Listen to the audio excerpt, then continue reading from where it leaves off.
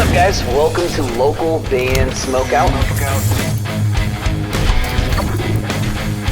Any genre from anywhere in the entire world. I do reactions, reviews, and interviews with bands, and I want to hear your music.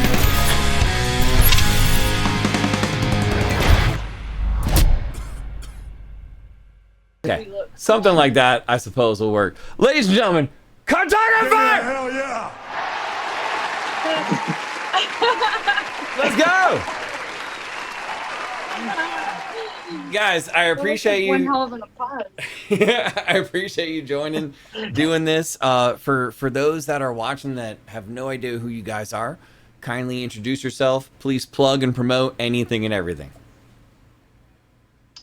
Shoot. Oh shit. I'm Nick. I play guitar in Cartographer. Hey. This is Hello, I'm Skies. I sing in Cartographer. What's up? What's We're up? here. I'm Travis. I also play guitar. How's it going, everybody? we actually just dropped a bunch of tabs that you can buy for our stuff on our site that Travis just transcribed recently. So you can go and get those. We got a new merch design, and we're working on new music right now, actually. Mm-hmm. More new Yeah. music, Put out a so music video for Flair. that's amazing. And I mean, we've been friends for so long, Danielle. I've been fans since Till Skies Fall, and I wanna ask how the concept of Cartographer came about, and how did you find all the band members? Oh man. Yeah. So Cartographer, actually, I joined the group. They existed long before I ever even was looking to join a band, They, 13 years or something like that, right? Yeah, I kind of had this like band from a long time ago, and it's gone through like a ton of lineup changes, and I was actually like, really close to the point of kind of giving up on it. And then I met Steven, and he played drums for like 5 minutes, and I was like, I didn't let him not be in a band with me, and that kind of holds true to the rest of the band too. When I first met Skies, she just came over here in her pajamas to hang out with one of her friends that was recording here. And she was saying that she wants to kind of start like a genty metal band. I was like, what if I told you that band already exists and we don't have a singer right now? And then, she probably didn't believe me. And she showed me some of her stuff, like her covers on her TikTok and her Instagram. With TikTok. Yeah, her TikTok. Okay. And I was like, yeah, we can do a lot with this. And then we just started writing. And then after that, it just went after one thing led to another. And we just kept making more and more songs. I mean, the EP is so good. A Flair for the Obscene is fantastic, and we were just talking about it before we got to hang out with you guys here. I feel like you saved the best, in my opinion, the best song for last, like which is the recent music video, the title track right there. Was there a rhyme or reason of how you guys went about releasing each single, like how you get it to an audience's ears? Man, we kind of just dry-dicked it, We're still trying to figure that out. Like, we're completely DIY. So, I mean, we just post. We try to post like to all social media platforms, like as much as we can. But we try to make it like personal. Like we do lots of interviews and lots of like playthrough content, like rehearsal content and such. So I don't know, we really let people into our lives, and I feel like it's intimate and people can kind of just hop into our TikTok and like scroll through, and like all of our lore is there. You can kind of see all corners of Cartographer on our social media. And honestly, the biggest outlet for us has been TikTok. Like we get a lot of comments on our YouTube that say we found you from TikTok. But like, honestly, we don't really do a whole lot of like paid ads. We're just doing it all ourselves and kind of just trying our best, just like putting it out there and like hoping that the right crowd like listens.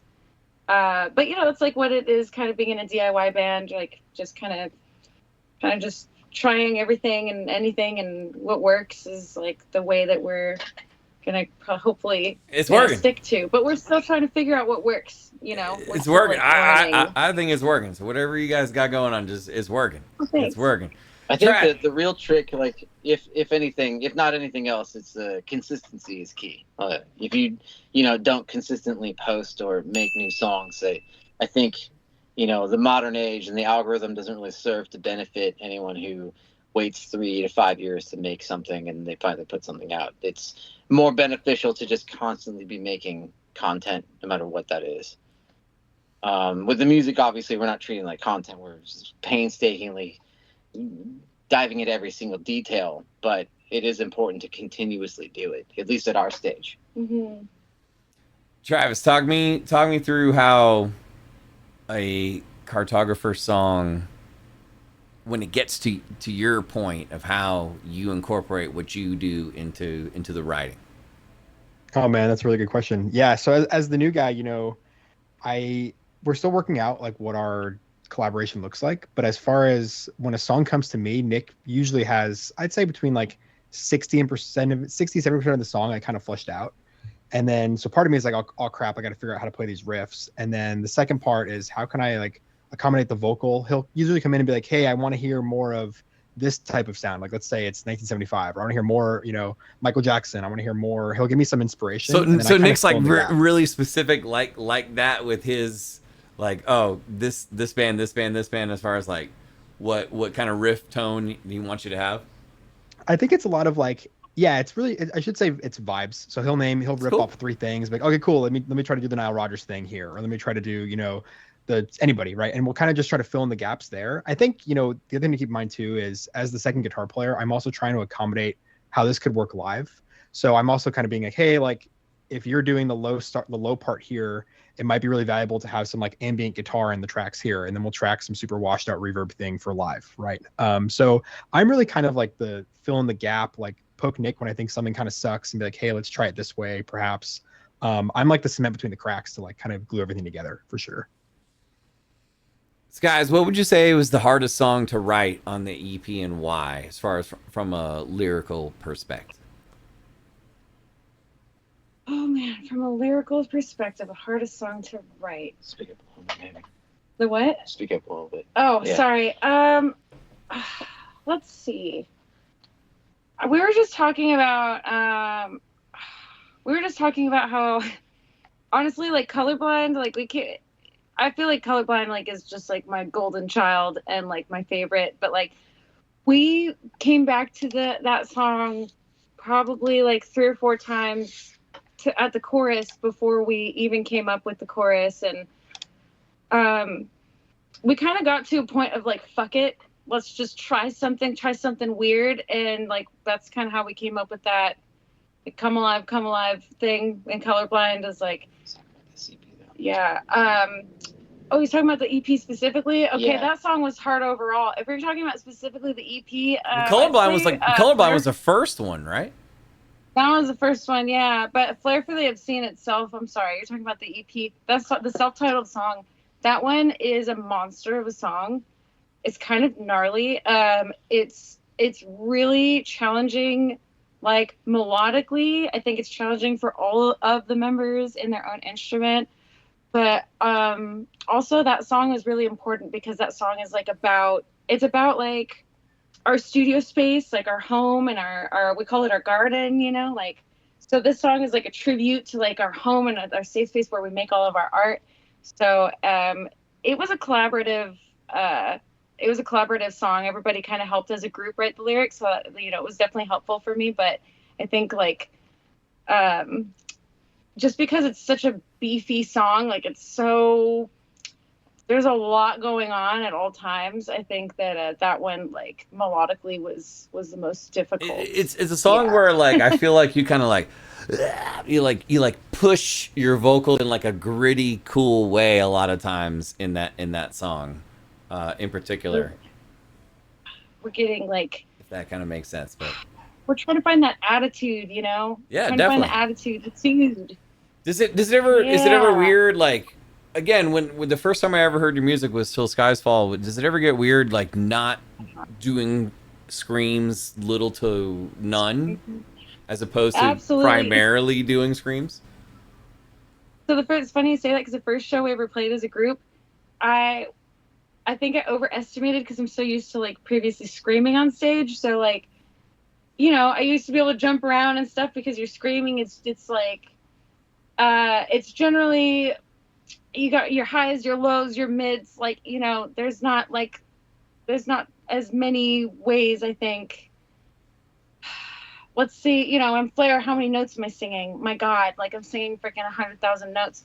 When I used to scream, it was like, okay, this is a high part, like this is a low part, cool. A high part, like cool, I can jump around. A low part, cool, I can like headbang, but like can't really do that when I'm singing these songs because it's like it requires a lot of muscle control, because it's not like just the highs, the lows, the mids. It's like, okay, this part's soft, this part requires more diaphragm, like this part is gritty, like this part I need to have good muscle control because there's a run at the end of this phrase. Like, you know, there's just a lot more to it, I think, performance wise.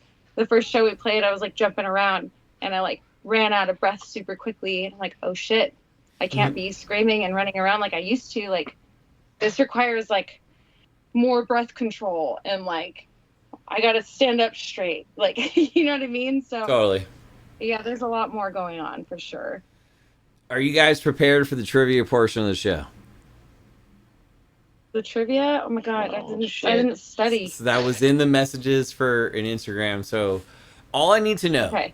is if all three of you guys could agree on a movie or TV show. Hypothetically, you're going on tour and you know this DVD player is broken, but once you put a DVD in it once, it's broken. But this is what we're going to watch the entire tour in the van. What movie or TV show could you agree on that you guys love so much? You've seen it so many times. If I look up trivia on this movie or TV show, between the three of you, how could I stump you? How could I stump you? I think I know what the movie is. Oh, you know what? Star Wars. Oh yeah, my Star God, Wars. yes, Fucking Star Wars. Yeah. fucking Star Wars. But which one though? What particular episode? Empire Strikes Back for me. I'm not as good with the second trilogy. You know, I'm pretty familiar with all the Star Wars movies. You know, fuck it. Yeah. All of them. Any of them? I said we go original no, trilogy. No, not Rogue One as much. Don't Rogue One me. But Well, you didn't like Rogue One? I'm just not so familiar with it. Oh. If I got trivia, I'd lose. What do you think, Travis? Do you like Star Wars? I mean, I think Rogue One is the best Star Wars in the last 25 years, but I think we go original trilogy. Feel pretty confident there. Rogue One is the one that's like in between 3 and 4, correct? Mm-hmm. It was a one-off. Yeah, that was superb. I agree with you guys. So good. Yeah, that was But fantastic. do you want to go Empire? Yeah, I think so. Okay, we go Empire. Really quick fan question in chat right here. Do you have any advice for parents with kids interested in music, playing instruments and or singing? Ooh. I would say yeah, but you know, Nick actually is a parent. So. I just had a kid. He's 10 months old. Congratulations. I'm still trying to figure out. Thank you. Still trying to figure out exactly how I'm going to facilitate that with my my son, but I would say, you know, if they're really into it, you know, support them. Something my parents like kind of haphazardly did when I was growing up, but it wasn't like super supportive, and you know, it would have been nice to have that. You don't have to like spend a fortune, but you know, lessons would be cool. Just be proud of them. Sometimes someone's journey just needs to be their own as well, and I think support is it's key. It has to be key. I think like something that I see, like I think about a lot as I see like young kids hit me up on the same question is like, there's so many resources now and it's so easy, the barrier of entry to get into music. Reverb.com, you can get a guitar for very cheap, save up for a few months, grab a guitar, you get a little interface, you have unlimited music and a lot of these streaming services to listen and consume and learn. I think it's easier than ever to get access. I'm not saying it's easy to learn, but it's easier to get access to the information that you want to learn. So also like find their interests. If like you walk into their room and they're playing the Rolling Stones, like go grab the next 6 Stones albums and like shove it down their throat. If they're listening to Buddy Rich, like feed them all that stuff. I think my parents, I'm really lucky that my parents like saw me really interested at a young age and were just like shoving this stuff down my throat in the car. Like my dad being like, hey, who's this? And I'd be like, oh, it's Rush. And he'd be like, oh, who's this? And like, oh, it's Bruce Springsteen, you know, like as 5 years old. So that's my tip. It's good advice for sure. Who's your guys' favorite band at Warped Tour? At Warped Tour, man. Seosin. Yeah. For real? Seosin. Yeah. Hell yeah. Cove, Cove was fantastic. Guys, it is time to stump you on some trivia. It's my favorite part of the show. You asked for Empire Strikes Back. So I looked up the hardest trivia I could find on Empire Strikes Back. But there's 3 of you and 1 of me. Your odds are good. Here we go. What is the name of the droid that takes care of Luke after he's attacked by the Wampa?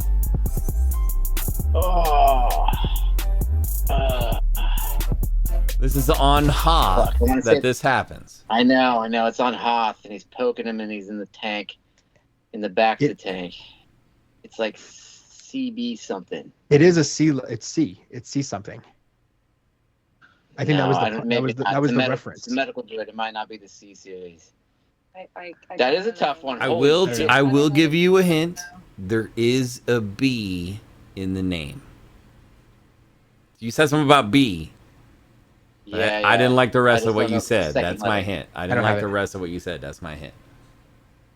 I don't have it. Is this a stump? CB. It's like B44 or something.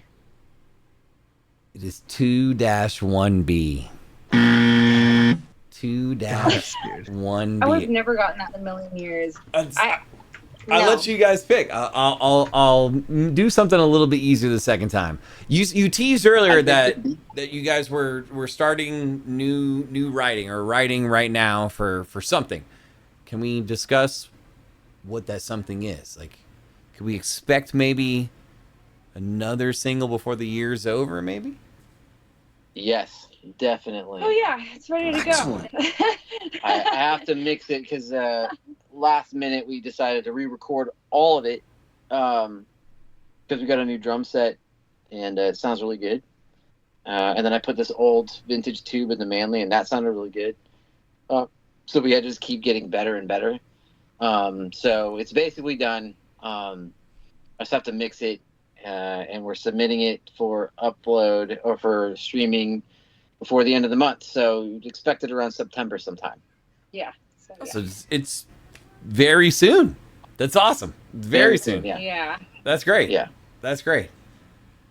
In fact, that's actually kind of the plan is to do one a month for the next 5 to 6 months.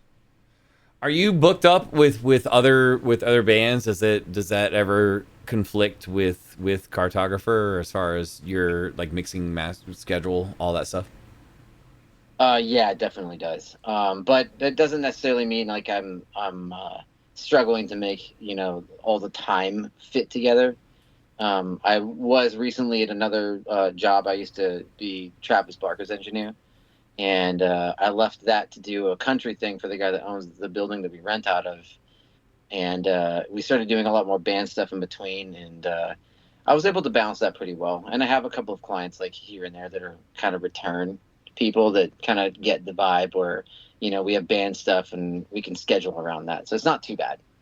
It's got to feel good to get out of the studio and just, hit the live show and just do the thing.